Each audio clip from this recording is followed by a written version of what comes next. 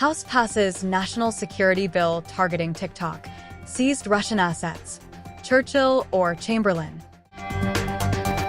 A bill paving the way to a possible TikTok ban in the U.S. passed the House of Representatives on Saturday as part of a legislative package addressing critical national security concerns with China, Russia, and Iran. It passed overwhelmingly in a 360-58 vote. Another high-profile component of the measure is the Rebuilding Economic Prosperity and Opportunity (REPO) for Ukrainians Act, which would allow the U.S. government to liquidate seized Russian assets and then give those funds to Ukraine.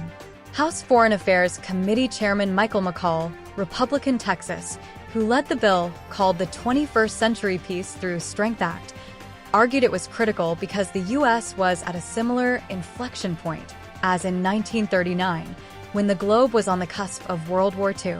He asked fellow lawmakers, "Are you Churchill or Chamberlain?"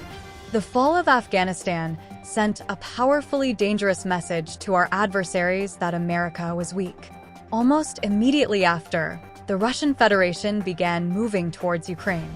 And once Chinese Communist Party Chairman Xi Jinping met with Russian President Vladimir Putin at the Olympics and cemented their unholy alliance, they invaded, McCaul said. Chairman Xi has become more aggressive in the Pacific. And mark my words, Xi is watching what happens in Ukraine to determine whether he invades Taiwan in the Pacific. Then the Ayatollah raised his ugly head in the Middle East.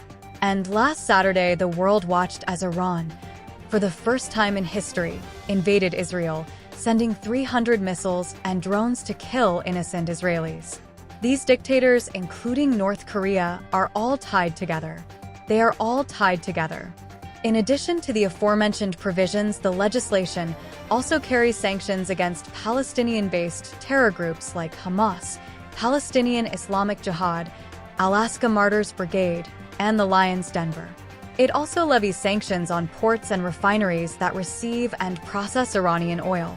But the bill to force Beijing-backed company ByteDance to divest from TikTok is perhaps the most well-known aspect for many Americans, and if the app winds up banned, could have the most immediate effect on millions of people in the U.S. who use it daily.